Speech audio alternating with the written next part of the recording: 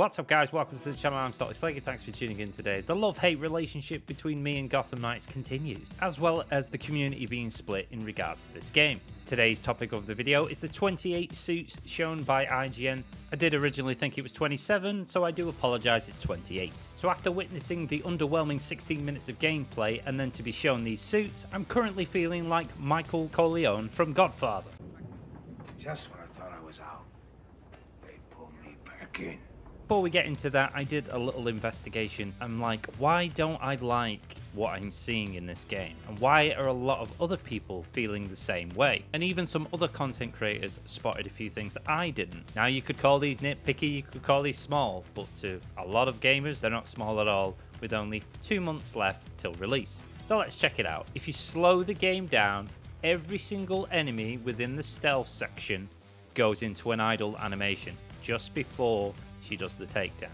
Maybe small to some, it's immersion breaking for others. So not only is this bad on the developer standpoint, it's bad when we see it. Now you could argue they've got a few months, they can polish this kind of stuff out. That is true, and I hope that they do that. There's also the second to last section where she's fighting 5 thugs, and I've actually seen it in previous previews and reveals from WB Montréal, where the AI is literally idle during combat. This AI is not reacting at all, and then as soon as she engages it, it interacts. This is bad AI by design. That prompted me to ask the next question: who makes bad AI? Where did Patrick Redding and Jeff Eleanor come from? And started digging a little deeper, only to find ding ding ding, what do we have for her, Johnny? That they both came from a studio that a little bit of me inside dies every time I pronounce its name. Ubisoft Montreal, in fact. Things started to make sense. Did you pick up some bad habits at Ubisoft?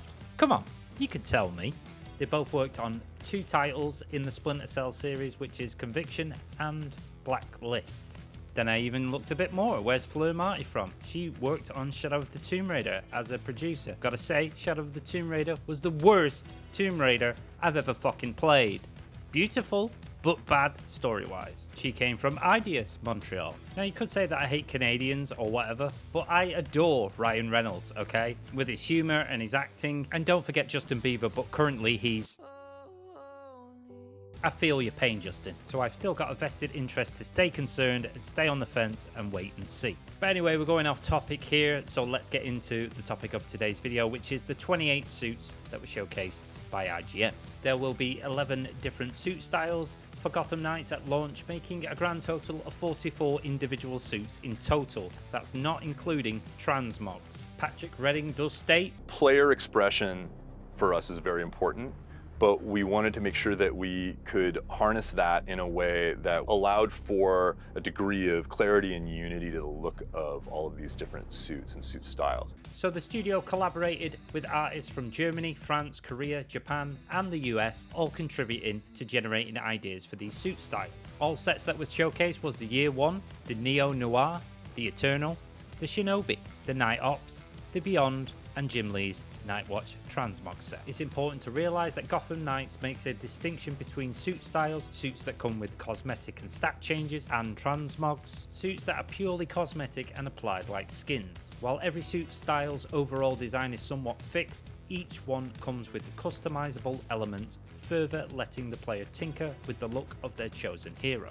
There are 4 elements that can be customizable: the cowl, the logo, the gauntlets, and the boots, plus the colorway. You can customize within a suit style, but you can't customize across suit styles. So they're not allowing you to mix and match between suits because it will overlap and it will just look out of place. Suit blueprints in the game will be acquired by completing crimes and challenges, as well as side missions within the game and progressing in the story. And let's not forget that the Beyond suit style set, as well as the Jim Lee inspired Nightwatch set, can only be obtained by buying the deluxe edition. The Shinobi set reminds me of Ninja Batman. Personally, my favourite suits are the Eternals with Batgirl, Robin, Nightwing, not so much Red Hood, but it's okay. The Night Ops, this Batgirl is probably my favourite. Nightwing is good, Red Hood is good, not too sure about Robin. And then for that classic comic book feel, Robin just whew, as well as Red Hood, and the other 2 are looking sweet as well. Leave a comment down below, let me know what your favourite suit sets are. Now, as well as this is just concept art, we have seen these suits in action within gameplay trailers, as well as the gameplay from 2020.